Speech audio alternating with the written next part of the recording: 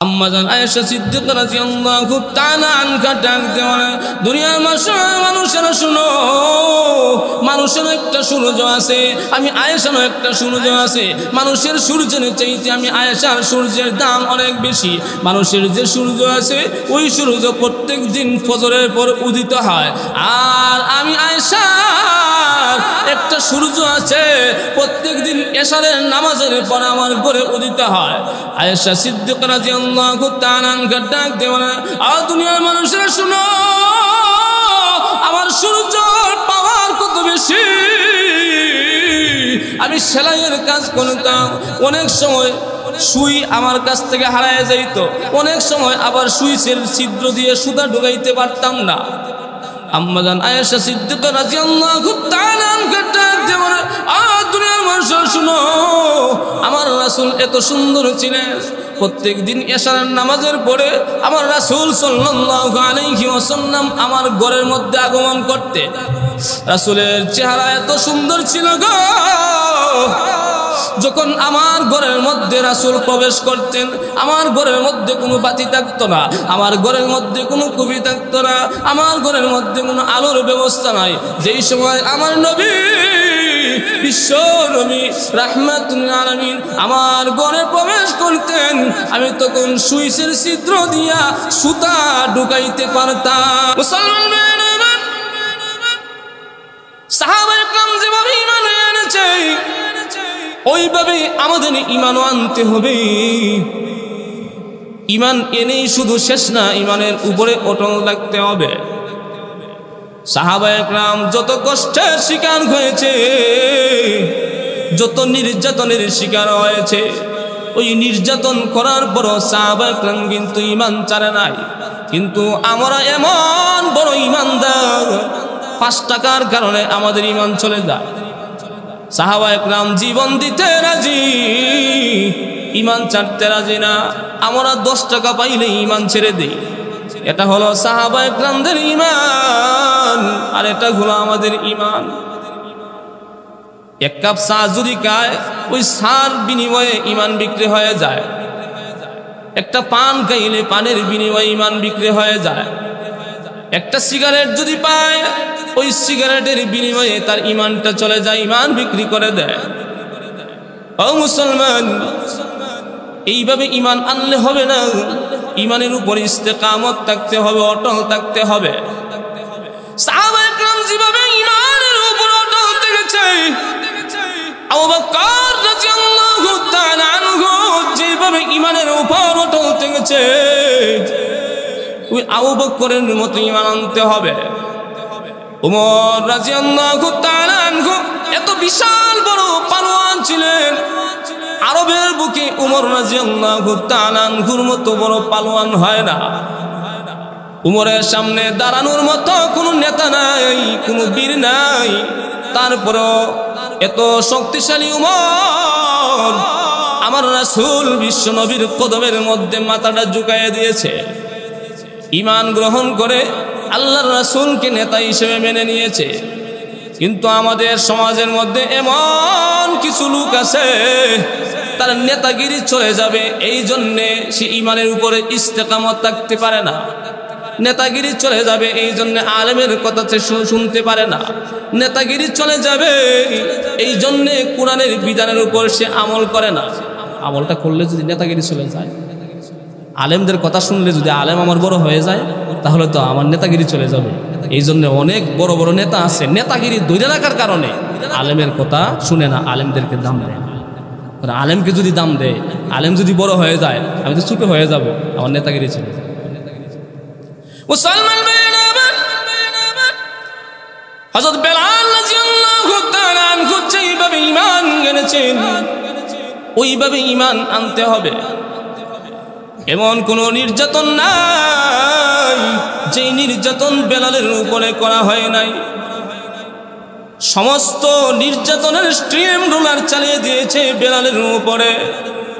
মরুভূমির মধ্যে গরম উত্তপ্ত বালি, উপর দিকে গরম সূর্যের তাপ, বুকের মধ্যে বিশাল বড় পাথর দিয়ে চাপা দিয়ে রেখেছে। কাফের বেঈমানরা ডাক দিয়ে কয়, বেলাল ইমান ছেড়ে দে, না হলে তোকে কঠিন থেকে কঠিন শাস্তি দিব।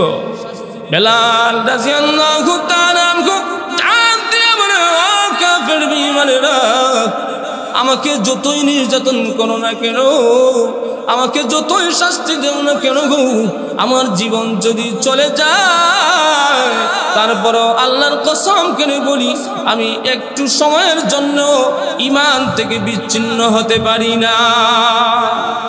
জীবন দিতে রাজি, তারপরেও ঈমান ছাড়তে রাজি। মুসলমান ভাইরা আমার, সাহাবায়ে কেরাম কত কষ্ট করেছে ঈমানের জন্য। কিতাবের মধ্যে উল্লেখ করা হয়েছে হযরত খাব্বাব রাদিয়াল্লাহু তাআলা আনহু, তারা ছিলেন প্রথম সারির মুসলমান। খলিফাতুল মুসলিমিন হযরত উমর রাদিয়াল্লাহু তাআলা আনহুর জামানায় উমর রাদিয়াল্লাহু তাআলা আনহু ডাক দেওয়া, খাব্বাব, তোমরা তো ইসলামের প্রথম সারির মুসলমান, তোমরা তো অনেক আগে ঈমান গ্রহণ করেছো, আমাদেরকে একটু বলো না গো, ঈমানের জন্য কতটুকু কষ্ট করেছো, ঈমানের জন্য কতটুকু নির্যাতনের শিকার হয়েছো। খাব্বাব রাদিয়াল্লাহু তাআলা আনহু উমর রাদিয়াল্লাহু তাআলা আনহুকে শরীরের জামাটা উঠাইয়া তার পিঠটা দেখাইয়া দিলেন। উমর রাদিয়াল্লাহু তাআলা আনহু তাকায় দেখেন খাব্বাব রাদিয়াল্লাহু তাআলা আনহুর পিঠের মধ্যে কোনো মাংস নাই, বড় বড় গর্ত দেখা যায়, আর গর্তের পাকে পাকে পিঠের ভিতরে বড় বড় মেরুদণ্ডের হাড়গুলা দেখা যায়। উমর রাদিয়াল্লাহু তাআলা আনহু ডাক দেওয়া, খাব্বাব রে, পিঠের মধ্যে তোমার কি হয়েছে? মনে হয় বড় ধরনের কোন রোগ তোমার পিঠের মধ্যে হয়েছে, মনে হয় গো বড় ধরনের কোন পুরা হয়েছে তোমার পিঠের মধ্যে, এই পুরার কারণে কেটে কেটে মাংসগুলা পড়ে গিয়েছে। খাব্বাব রাদিয়াল্লাহু তাআলা আনহু ডাক দেওয়া, খলিফাতুল মুসলিমিন, আল্লাহর নবীর সাহাবী, আমার শরীরের মধ্যে কোনো রোগ হয় নাই, আমার শরীরের মধ্যে কোনো পুরা হয় নাই, তাহলে কি হয়েছে? আমি যখন ইসলাম ধর্ম গ্রহণ করেছি, কাফের বেঈমানেরা আমাকে এমন ভাবে নির্যাতন করতো, গরম আগুনের রুখার উপরে, আগুনের আংরার উপরে আমাকে শোয়া রাখতো। ওই আংরার আগুন আমার শরীরের চামড়া গুলা পরে গোশত গুলা আস্তে আস্তে পড়তে শুরু করত। গোশত থেকে রক্ত এবং পানি এইভাবে গলিত হয়ে আংরার উপরে পরে পরে ওই আংরা নিভে যাইতো, আমাকে ওই আংরার উপরে শোয়া রাখতো। ও খলিফাতুল মুসলিমিন, আমাকে এমন ভাবে নির্যাতন করেছে, একদিন নয়, দুই দিন নয়, অনেক দিন পর্যন্ত এইভাবে আংরার মধ্যে শোয়া রাখতে রাখতে, এই গরম আগুনের মধ্যে শোয়া রাখতে রাখতে আমার পিঠের মধ্যে গোশত নাই, সমস্ত গোশতগুলা, সমস্ত চামড়াগুলা পুড়ে, সমস্ত গোশতগুলা গলে ওই আংরার পানিগুলা নিবে নিবে আমার পিঠের অবস্থা এমন হয়েছে, পিঠের দিকে তাকাইলে মেরুদণ্ডের হাড় পর্যন্ত দেখা যায়, এমন অবস্থা হয়েছে। আমার পিঠের গোশত নাই, ঈমান গ্রহণ করার কারণে, ঈমানের উপরে অটল থাকার কারণে আমাকে এমন নির্যাতন করেছে, পিঠের সমস্ত গোশত চামড়াগুলা কষে কষে পড়ে যাইতো, রক্তগুলা পরে পরে ওই আগুন নিভত, কিন্তু কাফের বেঈমানেরা আমাকে এই উত্তপ্ত গরম আগুন থেকে সরাইত। আমরা কষ্ট করছি এরকম, আমরা তো একটা বেতের বাড়ি খাই না, এই জন্য ঈমানের দাম আমরা বুঝি না। কিন্তু ঈমানের দাম কতটুকু আল্লাহ রাসূল বলেছেন, যেই ব্যক্তি ঈমান গ্রহণ করবে, মান ক্বালা লা ইলাহা ইল্লাল্লাহ দাখালাল জান্নাহ, যেই ব্যক্তি ঈমান আনবে তার জন্য জান্নাত ওয়াজিব। জোরে কন্না সুবহানাল্লাহ। ঈমানের দাম কত? জান্নাত। ঈমানের দাম কি? ঈমান আনবে তার জন্য জান্নাত ওয়াজিব। এই জন্য আমি যে আয়াত তেলাওয়াত করেছিলাম, আল্লাহ তাআলা বলেন, ইন্নাল্লাযীনা আমানু ওয়া আমিলুস সালিহাতি কানাত লাহুম জান্নাতুল ফিরদাউসি নুজুলা।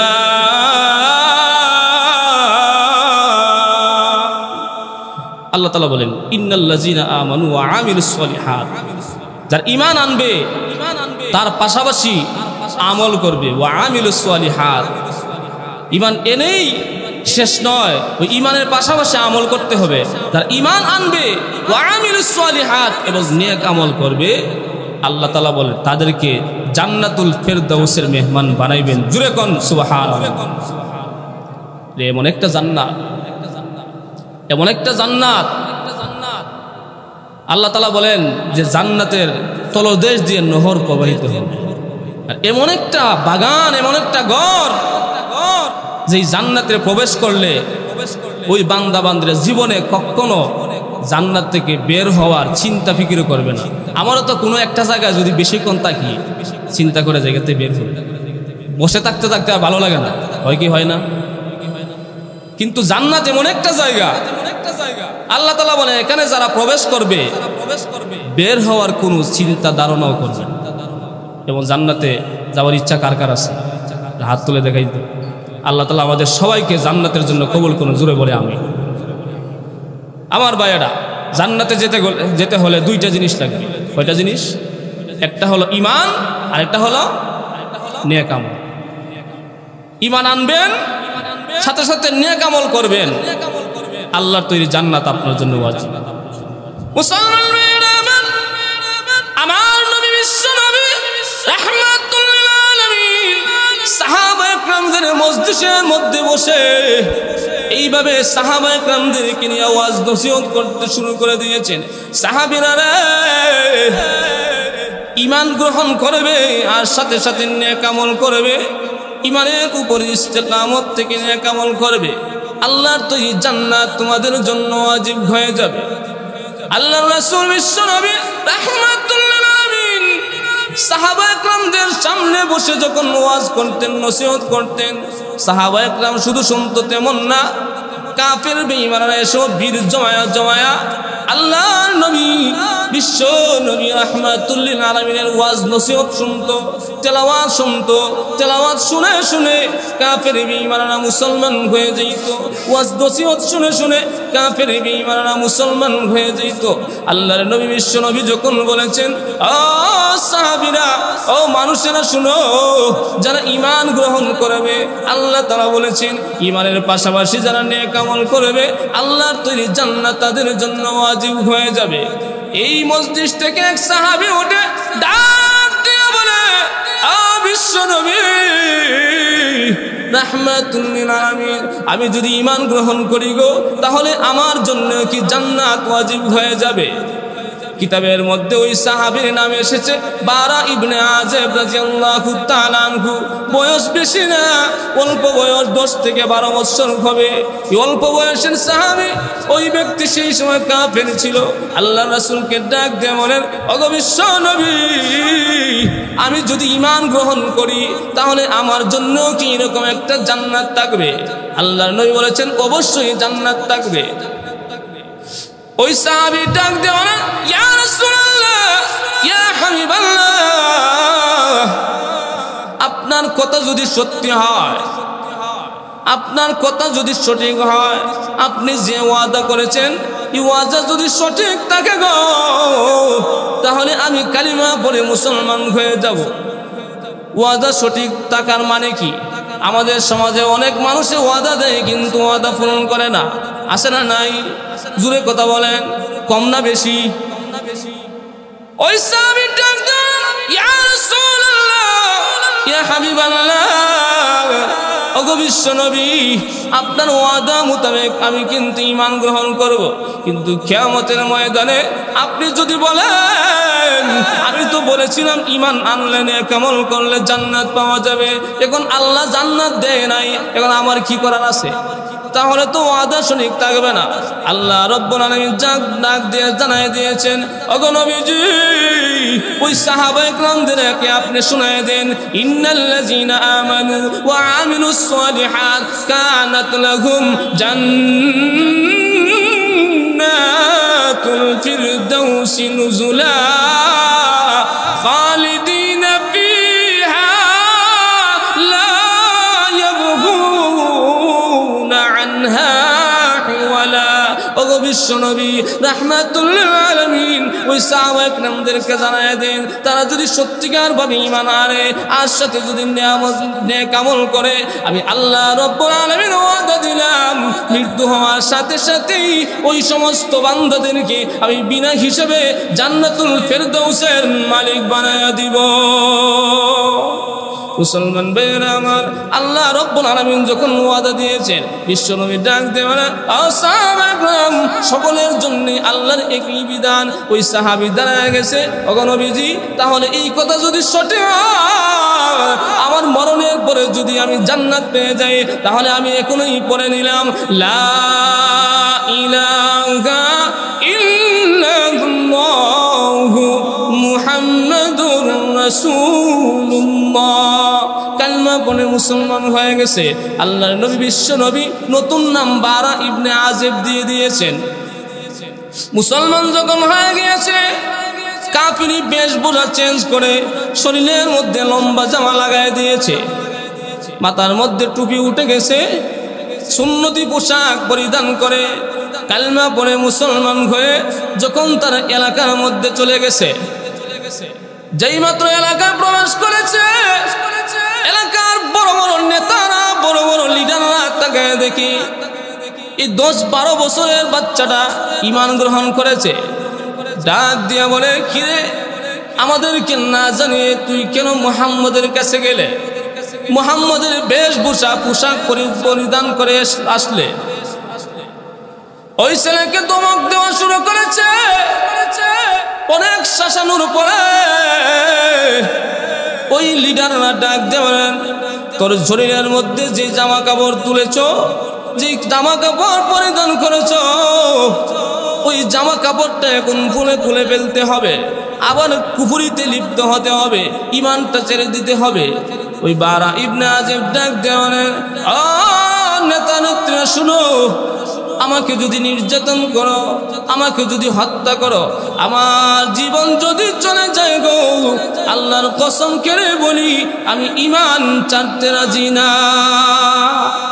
আবার মারবা, আক্রমণ করবা, হত্যা করবা, কোনো কাজ হবে না, ঈমান ছাড়বা না।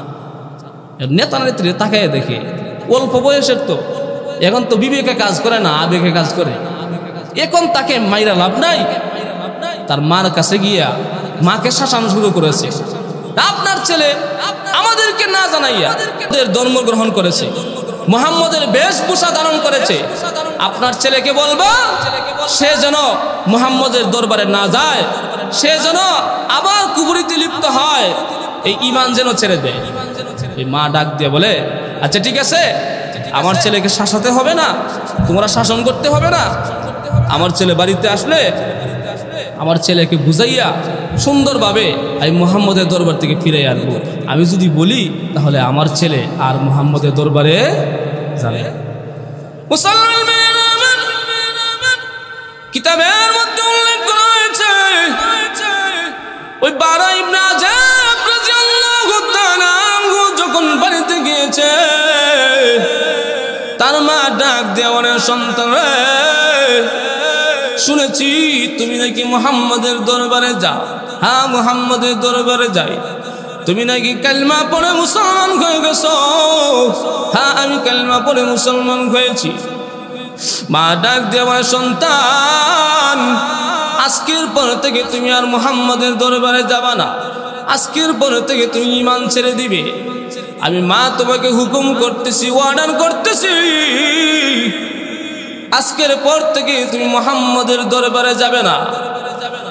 এইভাবে যখন মা বুঝালো, কিন্তু ওই সন্তান মার কথা শুনে নাই, সন্তান বুঝে নাই। প্রত্যেক দিন নিয়মিতভাবে সকালে, দুপুরে এবং রাত্রে মুহাম্মদের দরবারে ঠিকই যায়। মা ডাক দিয়া বলে, সন্তান, তোকে বারবার নিষেধ করি মুহাম্মদের দরবারে না যাইতে, আমার কথা কেন তুমি শুনো না? আমি 10 মাস 10 দিন তোমাকে গর্ভধারণ করেছি, 2 বছর পর্যন্ত তোমাকে দুধ পান করেছি, তোমার পায়খানা প্রস্রাব আমি পরিষ্কার করেছি। সন্তান, আমি মার চাইতে কি পৃথিবীতে অন্য কেউ বড় হয়ে যায়? আমার মা, আমার মার কথা কেন তুমি শোনো? তোকে নিষেধ করি মুহাম্মদের দরবারে না যাইতে, কেন প্রত্যেক দিন বারবার মুহাম্মদের দরবারে যাও? সন্তান ডাক দিয়ে বলে, মা গো, ও মা, প্রত্যেক দিন যদি আমাকে নিষেধ করো গো মা, আমার শরীরের মধ্যে যদি আঘাত লাগাও, আমার জীবন যদি চলে যায় গো, আল্লাহর কসম করে বলি আমি মুহাম্মদের দরবার ছাড়তে পারবো না। মা চিন্তা করে সন্তানকে এইভাবে বুঝাইয়া তো মুহাম্মদের দরবার চালানো যায় না, তাহলে কিভাবে মুহাম্মদের দরবার চালানো যায়? মহিলাদের তো চিকন চিকন চিপা চিপা বুদ্ধি থাকে। নিয়ত করেছে মুহাম্মদকে যদি একবার আমাদের বাড়িতে আনতে পারি, মুহাম্মদকে আমার সন্তানের সামনে রেখে আমার সন্তানকে ইচ্ছা মতো শাসাবো, মুহাম্মদকেও ভালো করে শাসাবো, আর নিষেধ করে দিব আমার সন্তানকে যেন তার কাছে জায়গা না দেয়, আমার সন্তানকে যেন মানা করে দেয়, তার দরবারে যেন আমার সন্তান না যায়। আমি যদি এইভাবে মুহাম্মদের সামনে আমার সন্তানকে শাসাই, মুহাম্মদের সামনে যদি আমার সন্তানকে নিষেধ করি, আর মুহাম্মদকে যদি আমি শাসিয়ে দিই, তাহলে কাজ হয়ে যাবে, সন্তান মুহাম্মদের দরবারে গিয়ে আর জায়গা পাবে না। মহিলার চিকন বুদ্ধি, বেজ্জত যদি করে দেই আর এখানে স্থান পাইতাম। মুসলমান ভাইয়েরা, ওই মহিলা সন্তানকে ডাক দেওয়া, সন্তান, যেই মুহাম্মদের জন্য তুমি এত পাগল, যেই মুহাম্মদকে তুমি কখনো বলতে পারো না, দিন রাত মুহাম্মদের দরবারে তুমি চলে যাও, আমি মার চাইতেও তোমার বড় হয়ে গেছে। সন্তান শুন, তোর মুহাম্মদকে গিয়ে বলবে, তোর পয়গম্বরকে গিয়ে বলবে, আমি মা তোর নবীকে দাওয়াত করেছি আমার বাসায় দাওয়াত খাইতে। মহিলার উদ্দেশ্য হলো রাসূলকে শাসাইয়া দিবে, কিন্তু সন্তানকে শোনায় নাই। সন্তানকে বলেছে বাসায় এনে মুহাম্মদকে দাওয়াত খাওয়াবে। মুসলমান ভাইরা আমার, ওই বারা ইবনে আযিব রাদিয়াল্লাহু তাআলা আনহু দৌড়ে গিয়ে আল্লাহর নবী, বিশ্ব নবী রাহমাতুল লিল আলামিনের কাছে যায়। ডাক দেও, ইয়া রাসূলুল্লাহ, ইয়া হাবিবাল্লাহ, আল্লাহর নবী গো, যেই মা আপনার কথা শুনতে পারে নাই, যেই মা আপনার নামই শুনতে পারে নাই, বারবার নিষেধ করে আপনার দরবারে না আসতে, এই মা আজকে কিভাবে জানি বলেছে আপনাকে দাওয়াত খাওয়াবে। ওগো নবীজি, যদি একটু দাওয়াতটা কবুল করতেন। আল্লাহর নবী ডাক দেওয়ান, বারা ইবনে আযিব রে, যাও যাও, তোমার মার দাওয়াত আমি কবুল করে নিলাম, তোমার মাকে জানাইয়া দিও আগামীকাল সন্ধ্যাবেলা তোমাদের বাড়িতে আমি দাওয়াত খাইতে যাব। বারা ইবনে আযিব দৌড়ে গিয়ে মার কাছে ডাক দেওয়া, মা, আমার নবী বলেছে আগামীকাল রাতে আমাদের বাসায় দাওয়াত খাইতে আসবে। ঠিক যখন দিন চলে আসলো, ওই মহিলা সুন্দরভাবে খাবার দাবারের ব্যবস্থা করলো, খাবার পরিবেশন করে ঘরের মধ্যে রেখে দিয়েছে। কোন সময় জানি বিশ্বনবী মুহাম্মদ চলে যাবে দাওয়াত খাইতে। আবার মহিলা মনে মনে এটাও চিন্তা করে, জীবনে কোনোদিন মুহাম্মদকে দেখি নাই, মুহাম্মদ কেমন এটাও তো জীবনে দেখি নাই, আমার সন্তান কার জন্য এত পাগল হয়ে গেছে, কার দরবারে যাওয়ার জন্য আমি মাকে ভুলে যায়, সম্পদের কথা ভুলে যায়, সমস্ত কিছু জিনিসের কথা বলে যায়। ওই মুহাম্মদকে আমার একটা নজর দেখতে হবে, লোকটা কেমন। মুসলমান ভাইরা আমার, যখন পরের দিন সন্ধ্যা চলে এসেছে, আল্লাহর নবী বিশ্ব নবী রাহমাতুল লিল আলামিন চলে গিয়েছেন দাওয়াত খাইতে। বারা ইবনে আযিবের মা ওই বারা ইবনে আযিবকে ডাক দেওয়ার, সন্তান রে, যাও যাও, তোমার নবীকে সুন্দরভাবে খানা খাওয়া, আমি নিজ হাতে খাবার পরিবেশন করে দিয়েছি, নিজ হাতে সুন্দর করে রান্না করে দিয়েছি। এইদিকে বারা ইবনে আযিব রাদিয়াল্লাহু তাআলা আনহু রাসূলকে খানা খাওয়ানোর জন্য ব্যস্ত হয়ে গিয়েছে। আল্লাহর রাসূল ঘরের ভিতরে যখন খানা খায়, ওইদিকে বারা ইবনে আযিবের মা ঘর থেকে বের হয়ে গেছে। দরজার পাশে দাঁড়ায়া বারবার রাসূলের চেহারার দিকে তাকায় আর আকাশের দিকে তাকায়। কয়েকবার যখন এইভাবে তাকালো, ওই মহিলা চিন্তা করলো আসলেই তো যে চেহারার লোক, যে সুন্দর চেহারার লোক মুহাম্মদ, জীবনে তো তাকে কোনোদিন দেখি নাই। ওই চেহারা সাক্ষী দেয় মুহাম্মদ কোনো খারাপ লোক হবে না, মুহাম্মদ ভালো লোক হবে। ভালো লোকের চেহারা দেখলে বোঝা যায়, খারাপ লোকের চেহারা দেখলেও বোঝা যায়।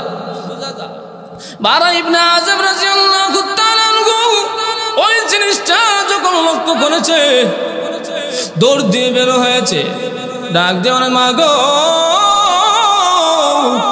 আমি লক্ষ্য করেছি বারবার আপনি আমার নবীর চেহারার দিকে তাকান,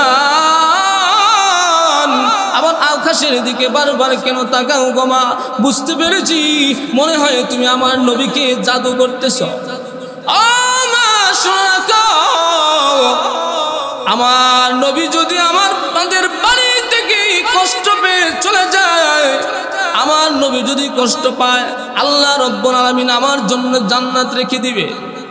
দুনিয়াতে আমি শান্তিতে থাকতে পারবো না, মৃত্যুর পরে জাহান্নামে চলে যেতে হবে, আমার উপরে শাস্তি চলে আসবে।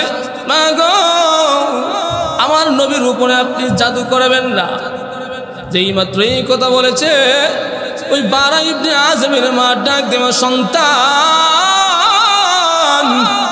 আমি তোর রাসূলকে জাদু করার জন্য এখানে আসি নাই, তাহলে কিসের জন্য বারবার রাসূলের চেহারার দিকে তাকাও, আবার বারবার আকাশের দিকে তাকাও? ওই মহিলা ডাক দেওয়া, সন্তান, আমি তাকে দেখি তোর রাসূলের চেহারা কত সুন্দর, আবার মাথার উপরে তাকাই দেখি পূর্ণিমার চাঁদ ঝলমল করে। আমি একবার রাসূলের চেহারার দিকে তাকাই, আরেকবার আকাশের দিকে তাকাই। আমি দুইটার দিকে তাকাইয়া সিদ্ধান্ত নিতে পারলাম না কোনটা বেশি সুন্দর, আকাশের চাঁদ সুন্দর নাকি রাসূলের চেহারা সুন্দর। এই জন্য বারবার আমি আকাশের দিকে তাকাই, আবার রাসূলের চেহারার দিকে তাকাই। এইভাবে বারবার রাসূলের দিকে আর আকাশের দিকে তাকাইতে তাকাইতে আমি সিদ্ধান্তে উপনীত হয়ে গিয়েছি, আকাশের পূর্ণিমার চাঁদের চাইতে রাসূলের চেহারাই সুন্দর দেখা যায়। এই জন্য কবি বলেন, আকাশ হতে চাঁদ নেমেছে মা আমেনার কোলে, আদার রাতে উঠল যেন চাঁদের চেরাগ জ্বলে, চাঁদের চেরাগ জ্বলে। আকাশ হতে চাঁদ নেমেছে মা আমেনার কোলে, আদালতে উঠলে যেন চাঁদের চেরাগ জ্বলে, চাঁদের চেরাগ জ্বলে। গুলশানে আজ বুলবুলিরা গাইছে শিরিন কালাম, তামাম জাহান নবীর তরে, তামাম জাহান নবীর তরে জানায় লাখো সালাম, জানায় লাখো সালাম। জোরে কোন আল্লাহু আকবার, আকবার। আমার ভাইয়েরা, বন্ধুরা, ওই বারা ইবনে আযিবের মা ডাক দিয়ে বলে, আমি চেহারার দিকে তাকিয়ে দেখি তোমার নবীর চেহারা পূর্ণিমার চাঁদের চাইতে আরো সুন্দর দেখা যায়। কিতাবের মধ্যে উল্লেখ করা হয়েছে, এই জন্যে আম্মা জান আয়েশা সিদ্দিকা রাদিয়াল্লাহু তাআলা আনহা ডাক দিয়ে বলে, দুনিয়ার মানুষেরা রে, ইউসুফ আলাইহিস সালামকে আল্লাহ তাআলা এত সৌন্দর্য দান করেছিলেন। ইউসুফ আলাইহিস সালাম এত সুন্দর ছিলেন, ইউসুফ আলাইহিস সালামের সৌন্দর্য দেখে মিশরের 40 জন রমণী হাতের আঙ্গুল কেটে দিয়েছিল, আঙ্গুল কেটে ফেলে দিয়েছিল। ওই সৌন্দর্যতার কারণে মুগ্ধ হয়ে আঙ্গুল কেটেছে, খোঁজ খবর পায় নাই। ওই মিশরের নারীরা যদি আমি রাসূল সাল্লাল্লাহু আলাইহি ওয়াসাল্লামের সৌন্দর্য যদি দেখতো, হাতের মধ্যে আঙ্গুল না লাগাইয়া কলিজার মধ্যে ছুরি লাগাইয়া দিত। ওই হাতের মধ্যে যদি তারা যদি আমি রাসূলকে দেখতো, তাহলে হাতের মধ্যে ছুরি না লাগাইয়া কলিজার মধ্যে ছুরি লাগাই দিত। আমার রাসূল এত সুন্দর ছিলেন। এই জন্যে আয়েশা সিদ্দিকা রাদিয়াল্লাহু তাআলা আনহা বলেন, মানুষেরও একটা সূর্য আছে, আমি আয়েশারও একটা সূর্য আছে। মানুষের সূর্যের চাইতে আমি আয়েশা রাদিয়াল্লাহু তাআলা আনহার সূর্য মানুষের সূর্যের চাইতে 1000 গুণ বেশি সুন্দর। জুড়ে কন্যা সুবহানাল্লাহ। লানা শামসুন ওয়ালিল আফাকি শামসুন, লানা শামসুন ওয়ালিল আফাকি শামসুন ওয়া শামসি আফজালু মিন শামসিস সামাই শামসুন নাসি তাতলু বাদাল ফাজরি ওয়া শামসি তাতলু বাদাল ইশাই। আম্মা জান আয়েশা সিদ্দিকা রাদিয়াল্লাহু তাআলা আনহা ডাক দেওয়া, দুনিয়ার মানুষেরা শুনো, মানুষের একটা সূর্য আছে, আমি আয়েশারও একটা সূর্য আছে। মানুষের সূর্যের চাইতে আমি আয়েশার সূর্যের দাম অনেক বেশি। মানুষের যে সূর্য আছে ওই সূর্য প্রত্যেক দিন ফজরের পর উদিত হয়, আর আমি আয়েশার একটা সূর্য আছে প্রত্যেক দিন এশারের নামাজের পর আমার ঘরে উদিত হয়। আয়েশা সিদ্দিকা রাদিয়াল্লাহু তাআলা আনহা ডাক দেওয়া, আর দুনিয়ার মানুষেরা শুনো, আমার সূর্যের পাওয়ার কত বেশি। আমি সেলাইয়ের কাজ করতাম, অনেক সময় সুই আমার কাছ থেকে হারায় যাইত, অনেক সময় আবার সুইচের ছিদ্র দিয়ে সুতা ঢুকাইতে পারতাম না। আম্মা জান আয়েশা সিদ্দিকা রাদিয়াল্লাহু তাআলা আনহা ডাক দেওয়া, আর দুনিয়ার মানুষেরা শুনো, আমার রাসূল এত সুন্দর ছিলেন, প্রত্যেক দিন এশারের নামাজের পরে আমার রাসূল সাল্লাল্লাহু আলাইহি ওয়াসাল্লাম আমার ঘরের মধ্যে আগমন করতে। রাসূলের চেহারা এত সুন্দর ছিল গো,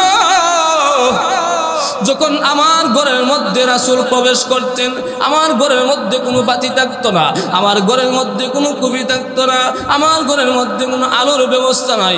যেই সময় আমার নবী বিশ্ব নবী রাহমাতুল আলামিন আমার ঘরে প্রবেশ করতেন, আমি তখন সুইচের ছিদ্র দিয়া সুতা ঢুকাইতে পারতাম। আমার রাসূল এত সুন্দর ছিলেন, এত সুন্দর ছিলেন, সুইচের ছিদ্র এটা দিয়ে সুতা ঢুকাইতে পারতাম। পৃথিবীর যত সুন্দর আছে, যত সুন্দর মানুষ আছে, সমস্ত মানুষকে যদি একটা রুমের ভিতরে ঢুকাইয়া দেওয়া হয়, তাহলে তাদের সৌন্দর্যতার কারণে সুইচের ছিদ্র দেখা যাইতো দূরের কথা, কুদালের ছিদ্র দিন দেখা যাইত। কথা বলেন না কেন? কুদালের ছিদ্র। রাসূলের চেহারা এত সুন্দর, এত সুন্দর, এত সুন্দর, সুইচের ছিদ্র পর্যন্ত দেখা যায়। কিতাবের মধ্যে, সিরাতের কিতাবের মধ্যে উল্লেখ করা হয়েছে, একদিন আল্লাহ রাসূল সাল্লাল্লাহু আলাইহি ওয়াসাল্লামকে তার দুই নাতি হাসান হুসাইন রাদিয়াল্লাহু তাআলা আনহুমা ডাক দিয়ে বলে, না, আমরা এই ঘর থেকে সেই ঘরে যাব, আমাদের হাতে তো কোনো বাতি নাই, আমাদের কোনো কুপি নাই, লাইটের ব্যবস্থা নাই, অন্ধকারে কিভাবে যাব, ভয় লাগে, লাইটের ব্যবস্থা করে দেন। আল্লাহ রাসূল সাল্লাল্লাহু আলাইহি ওয়াসাল্লাম বললেন, আমার কাছে তো কোনো লাইট নাই, আমার কাছে তো কোনো বাতি নাই, পেটের মধ্যে খাবার নাই, আবার লাইট। রাসূল সাল্লাল্লাহু আলাইহি ওয়াসাল্লাম দুই নাতিকে ডাক দিয়ে বলেন, দরজা খুলে তোমরা যাও, এক ঘর থেকে আরেক ঘরে যাও, আমি তোমাদেরকে লাইটের ব্যবস্থা করে দিতেছি। আল্লাহ রাসূল সাল্লাল্লাহু আলাইহি ওয়াসাল্লাম মুস্কি হাসি দিছেন। মুস্কি হাসি দেওয়ার সাথে সাথেই এমনভাবে একটা নূরের প্রকাশ মারছে, যেমনভাবে আকাশের মধ্যে বিদ্যুৎ চমকাইলে যেমন সব পরিষ্কার হয়ে যায়। হাসান হুসাইন রাদিয়াল্লাহু তাআলা আনহুমা ডাক দিয়ে বলেন, নানাজি যখন হাসি মারলেন, হাসি মারার সাথে সাথে এইভাবে নূরের একটা প্রকাশ মারলো, আমরা এক ঘর থেকে আরেক ঘরে দৌড়ে চলে গেছি, আমাদের কোনো অসুবিধা হয় নাই। জোরে কোন সুবহানাল্লাহ। কেমন সুন্দর ছিলেন মুসলমান। ওই 12 ইব্রাহিমের মা ডাক দিয়ে বলেন, সন্তান, আমি একবার তোমার নবীর চেহারার দিকে তাকাই, আরেকবার আকাশের পূর্ণিমার চাঁদের দিকে তাকাই। বারবার তাকানোর পর আমি এই সিদ্ধান্ত উপনীত হয়ে গেছি, আকাশের পূর্ণিমার চাঁদের চাইতে তোমার নবীর চেহারা আরো সুন্দর দেখা যায়। সন্তান, আমি ভুল করেছি, আমি অন্যায় করেছি, মুহাম্মদের ব্যাপারে আমি বাজে ধারণা করেছি। আমি মনে করেছিলাম মুহাম্মদ মনে হয় কোনো খারাপ লোক হবে, মুহাম্মদ মনে হয় কোনো বাজে লোক হবে। বাজে লোকের দরবারে তুমি গিয়েছো। সন্তানরা, আজকে মুহাম্মদের চেহারা দেখে আমি বুঝতে পেরেছি মুহাম্মদ কোনো বাজে লোক নয়। তার চেহারা সাক্ষী দেয় মুহাম্মদ একদম ভালো লোক। এমন লোকের দরবারে গিয়ে তুমি ধন্য। ও সন্তান, তোমার নবীকে গিয়ে ডাক দিয়ে বলো, আমি আর কাফের থাকতে চাই না, আমাকে এখনই কালমা পড়ে যেন মুসলমান বানায়া দেয়। রাসূল সাল্লাল্লাহু আলাইহি ওয়াসাল্লাম চেহারার দিকে বারা ইবনে আযিবের মা, সেও কালিমা পড়ে মুসলমান হয়ে গেছে। এটা ভাই ঈমানের যুগ। ঈমানের উপরে যদি ইস্তেকামত থাকে, তাহলে ওই ঈমানের জুড়ে আশেপাশে মানুষগুলো তারও ঈমানের আলো পায়। দেখেন না ঈমান গ্রহণ করার কারণে যত লোককে নির্যাতন করেছে, যত সাহাবায়ে কেরামকে নির্যাতন করেছে, যত ওলি আউলিয়াদেরকে নির্যাতন করেছে, যত আলেমদেরকে নির্যাতন করেছে, তাদেরকে মেরে হত্যা করে দিয়েছে, ফাঁসির কাস্টে ঝুলাইয়া মেরে ফেলেছে।